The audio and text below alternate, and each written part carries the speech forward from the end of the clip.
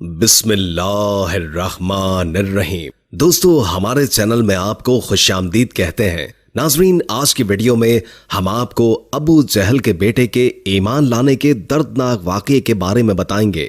آپ رضی اللہ تعالی عنہ کا اصل نام اکرمہ تھا، باپ کا نام ابو جہل تھا، نسب نامہ اکرمہ بن ابی جہل بن ہشام ابن مغیرہ تھا۔ اکرمہ رضی اللہ تعالی عنہ مشہور دشمن اسلام ابو جہل کے بیٹے ہیں۔ باپ کی طرح یہ بھی اسلام اور مسلمانوں کے خلاف بڑی سرگرمی کے ساتھ حصہ لیا کرتے تھے۔ غزوہ بدر میں ان کا باپ معوذ اور معاذ دو نوجوانوں کے ہاتھوں مارا گیا۔ بدر کے بعد جن لوگوں نے ابو سفیان کو مقتولین بدر کے انتقام لینے پر آمادہ کیا تھا، ان میں ایک اکرمہ رضی اللہ تعالی عنہ بھی تھے۔ احد میں یہ اور خالد بن ولید مشرکین کی کمان کرتے تھے۔ 5 ہجری میں جب تمام مشرکین عرب نے اپنے قبیلوں کے ساتھ مدینے پر چڑھائی کی تو اکرمہ بھی بنی کنانہ کو لے کر مسلمانوں کے استحصال کے لیے گئے۔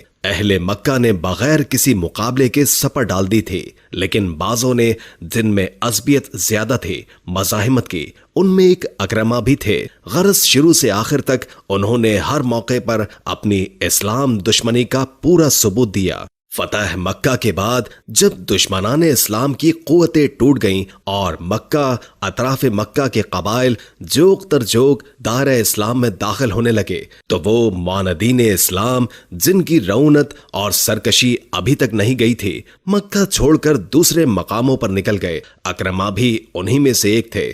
چنانچہ وہ یمن کے قصد سے بھاگ گئے۔ ان کی سیدہ بیوی مشرف با اسلام ہو گئی اور حضرت صلی اللہ علیہ وآلہ وسلم سے شوہر کی جان کی امان لے کر ان کی تلاش میں نکلے۔ اکرمہ جب یمن جانے کے لیے کشتی میں بیٹھے تو سلامتی سے پار اترنے کے لیے تمنن لات و عزا کا نعرہ لگایا۔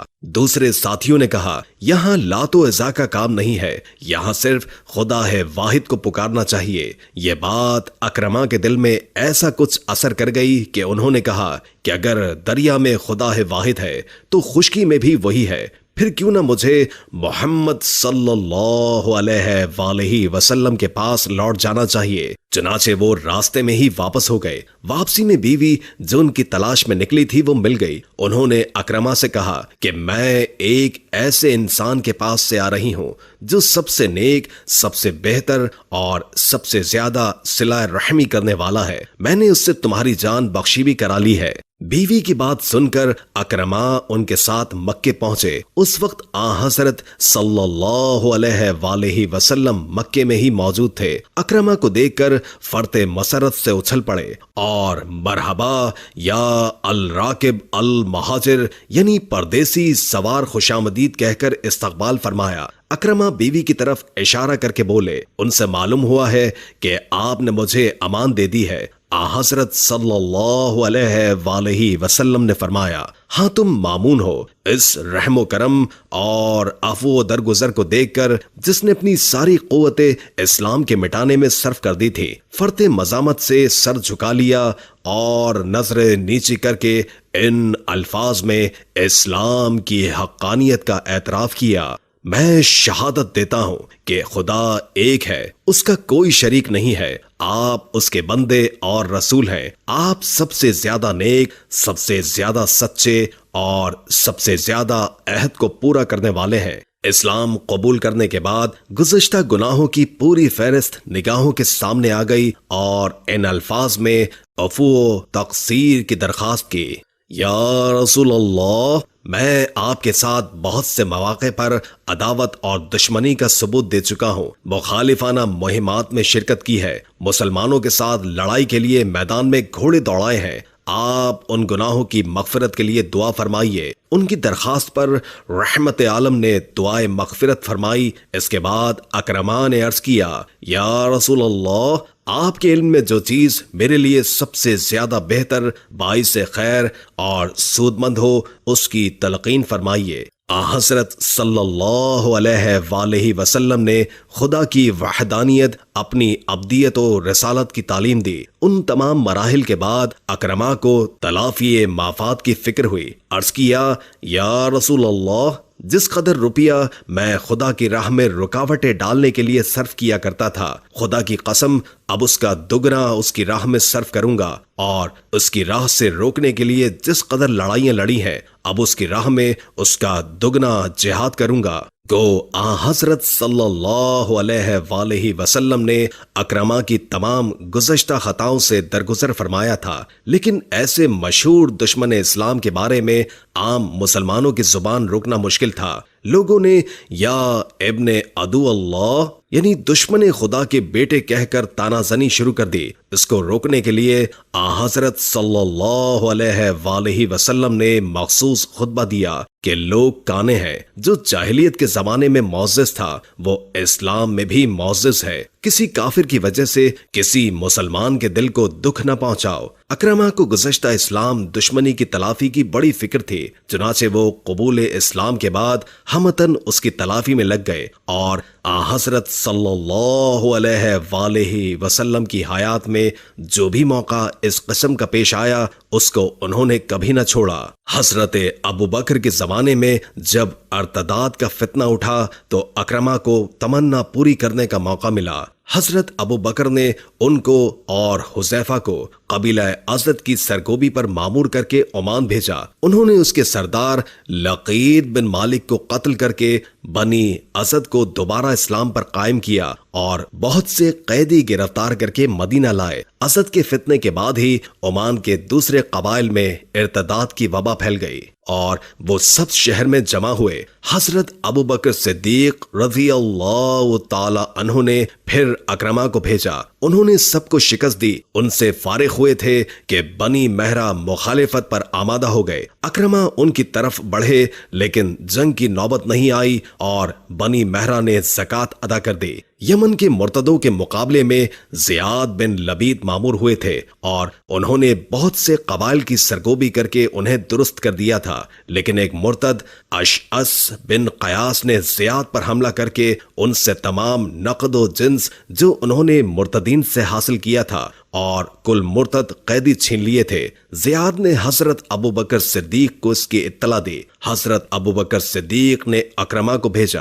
انہوں نے زیاد اور مہاجرین ابی امیہ کے ساتھ مل کر اشعث کے سینکڑوں پیروں کو تلوار کی گھاٹ اتار دیا اور اشعث کو مجبور کر کے اپنے قبیلے کے لیے امان طلب کرنی پڑی، لیکن امان نامے کی تحریر میں اپنا نام لکھنا بھول گیا۔ اکرمہ نے تحریر پڑھی تو اس میں خود اشعث کا نام نہیں تھا، اس لیے اس کو پکڑ کر حضرت ابو بکر صدیق رضی اللہ تعالی عنہ کے پاس لے آئے۔ آپ نے اس کو استحساناً چھوڑ دیا۔ فتنہ ارتداد کے بعد آپ شام کی فوج کشی میں مجاہدانہ شریک ہوئے اور تا دم آخر نہایت جاں فروشی سے لڑتے رہے۔ فحل کے معرکے میں اس بہادری اور شجاعت سے لڑے کہ محابانہ دشمنوں کی صفوں میں گھستے چلے گئے۔ ایک مرتبہ لڑتے مارتے صفوں کے اندر گھس گئے، سر اور نیزہ زخموں سے چور ہو گیا۔ لوگوں نے کہا، اکرمہ خدا سے ڈرو، اس طرح اپنے آپ کو ہلاک نہ کرو، ذرا نرمی سے کام لو۔ جواب دیا، میں لات و عزا کے لیے تو جان پر کھیلا کرتا تھا اور آج خدا اور اس کے رسول کے لیے جان بچاؤں۔ خدا کی قسم ایسا ہرگز نہیں ہو سکتا۔ شام کے تمام معرکہ آرائیوں میں یرموک کا معرکہ نہایت اہم شمار کیا جاتا ہے۔ اس میں خالد بن ولید نے ان کو ایک دستہ افسر بنایا ہوا تھا۔ اکرمہ نے افسری کا پورا حق ادا کیا۔ دوران جنگ ایک مرتبہ رومیوں کا ریلا اتنا زبردست ہوا کہ مسلمانوں کے قدم ڈگمگا گئے۔ اکرمہ نے للکار کر کہا، ہم رسول اللہ صلی اللہ علیہ وآلہ وسلم کے ساتھ کتنی لڑائیاں لڑ چکے ہیں اور آج تمہارے مقابلے میں بھاگ نکلیں، اور آواز دی کہ کون موت پر بیعت کرتا ہے۔ اس آواز پر 400 مسلمان ان کے ساتھ جان دینے کے لیے آمادہ ہو گئے۔ ان کو لے کر اکرمہ خالد بن ولید کے خیمے کے سامنے اس پامردی سے لڑے کہ 400 آدمیوں میں سے اکثروں نے جام شہادت پیا، جو بچے وہ بھی زخموں سے بالکل چور تھے۔ اکرمہ اور ان کے 2 لڑکے زخموں سے چور چور ہو گئے۔ لڑکوں کی حالت زیادہ نازک تھی۔ خالد بن ولید انہیں دیکھنے کے لیے آئے اور ان کے سروں کو زانوں پر رکھ کر سہلاتے جا رہے تھے اور حلق میں پانی ٹپکاتے جاتے تھے۔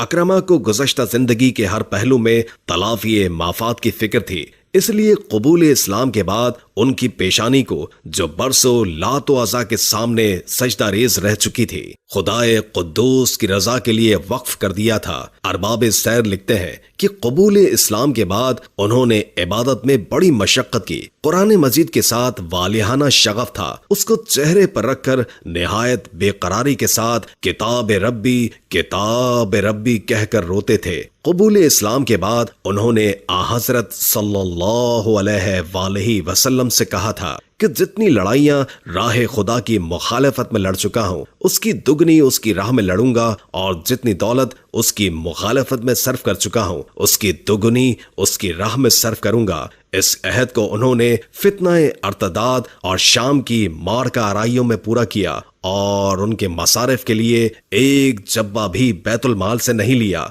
जब शाम की फौज कशी के इंतजामात होने लगे और हजरत अबू बकर सिद्दीक रज़ी अल्लाह ताला अन्हो मुआयने के लिए तशरीफ लाए तो मुआयना करते हुए एक खेमे के पास पहुंचे। उसके चारों तरफ घोड़े, नेज़े और सामाने जंग नजर आया। करीब जाकर देखा तो खेमे में अकरमा दिखाई दिए। हजरत अबू बकर ने उन्हें सलाम किया और अखराजात जंग के लिए कुछ रकम देना चाहे। अकरमा ने उसको कबूल करने से इनकार कर दिया और कहा, मुझे उसकी हाजत नहीं है, मेरे पास 2000 दीनार मौजूद हैं। ये सुनकर हजरत अबू बकर सिद्दीक रज़ी अल्लाह ताला अन्हो ने उनके लिए दुआए खैर की। अकरमा की चाय शहादत में बड़ा इख्तिलाफ पाया जाता है। बाज रिवायतों से मालूम होता है कि फहल में जामे शहादत पिया और बाज से मालूम होता है कि यरमूक में, और कुछ रावी अन जनादीन और मर्ज सफर बताते हैं, लेकिन यरमूक की शहादत ज्यादा अगलब है।